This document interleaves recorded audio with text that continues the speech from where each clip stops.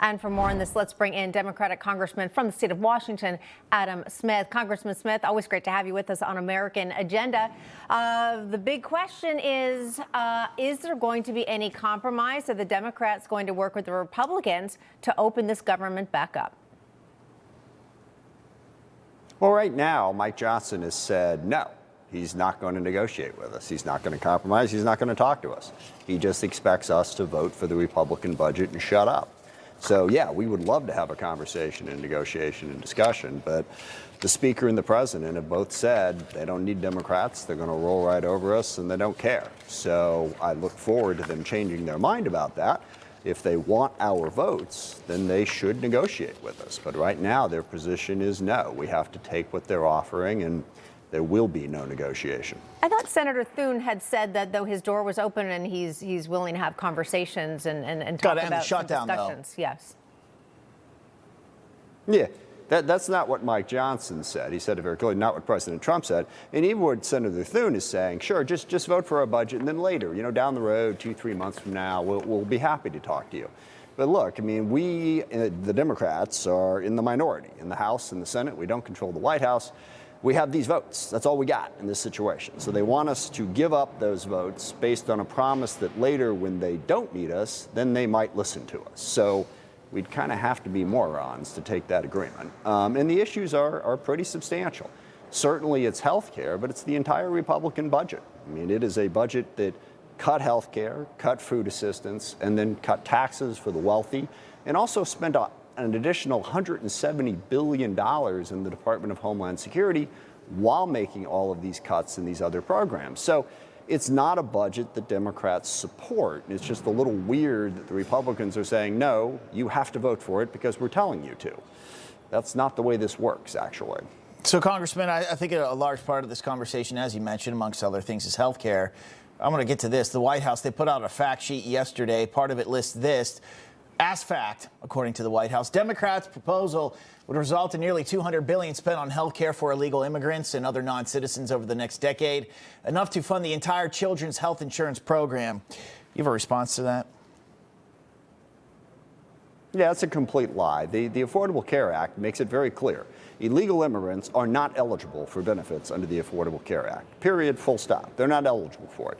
The people who are eligible for it are American citizens who are about to lose their health care and see their premiums go up significantly. And keep in mind, when people lose their health care insurance, so you've got that group of people, they lose their health care insurance, but then they have to start getting uncompensated care, which drives up the costs for everybody else. So it's not just those people who are going to lose their health insurance. It's the entire healthcare system that becomes burdened by uninsured people. In the state of Washington, after the passage of the Affordable Care Act, we went from about 12% of the population being uninsured down to 4%. We would go back up to that 12 number, and we would have, I don't know what the numbers would be, several 100,000 people who now wouldn't have health insurance and wouldn't be paying into the system. So, Congressman, I get it. You're unhappy with the way things are going. Republicans, they got all the chambers. They have Congress right now. Shutting the government down, though. Right. Why is that the answer? Well, we're not choosing to shut the government down. We're choosing not to vote for a budget that we don't support. I mean, that's what's so weird about this. The Republicans have all this control. They say they don't need us. Okay, so go ahead and run the government. But don't ask us to vote for a set of priorities which we don't support. And by the way, there's the budget aspect of it. But the other big aspect of this is President Trump has violated the law repeatedly. We have passed appropriations bills, and then he's decided to punish his political opponents and not fund, in some cases, not fund their priorities. In other cases, just not fund programs that go to their state. You had a flood in Texas, FEMA showed up. You had a flood in Maryland, FEMA said, we'll pass. So the other thing that we want is the president to actually follow the law. Because we cut this deal, we say, okay, we'll vote for these appropriations. The president has made it very clear. He will punish anyone who disagrees with him by not spending the money and spending it somewhere else. So we have to have changes in the law that make it impossible for the president to do that. Otherwise, again, we agree to something and they take it and say, okay, we'll take what you gave us and what we said we'd give you. We changed our mind. We're not going to do that anymore. So the issues are very, very broad. And again, that's what the Republicans want to do. If they can jam that through, I guess, well, good for them.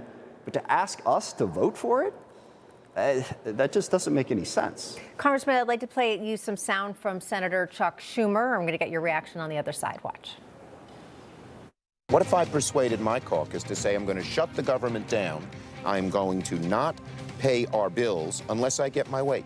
It's a politics of idiocy, of confrontation, of paralysis. A CR is much preferable to a shutdown. It is a shame that this president, who is plunging the nation into chaos, is throwing another temper tantrum and going to hurt lots of innocent people.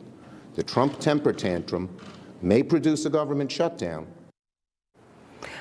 Congressman, would like to get your reaction to that. Sure. Well, that's an interesting little mashup, I think, taken from different points in history there. So not having the context of exactly what he was talking about. Well, just simply that he does not believe in a shutdown. What you're saying that. Well, there have been times in the past in a different set of circumstances. So it's this time. It's okay. And look, I tend to agree that in most circumstances, let's try to find compromise. Let's work together. I'm ranking member on the House Armed Services Committee, most bipartisan committee in Congress. I work with Republicans all the time. But here, the Republicans are saying, no, we're not going to work with you. We're not going to negotiate. We're not going to have a conversation with you. And again, they are passing an incredibly extreme budget and having a president who violates the law repeatedly without any recourse. And then they're saying, vote for that. We're not going to vote for that, all right? It's not a matter of shutting the government or not shutting down the government. They're asking us to vote for things that, to our minds, are extreme, radical, partisan, and not in the best interest of the American people. Why, again, would we vote for those priorities? If those are Republican priorities, good for you. Go vote for them. But don't come across the aisle and say that we have to vote for a series of things that we really don't believe in for all the reasons that I've stated several times here. All right. Well, that's we'll why see. It's different. It is very different. I think that's also a matter of opinion, but that is your opinion, and we do respect that. Thank you so much for being with us, Congressman Smith. We'll see how it all plays out.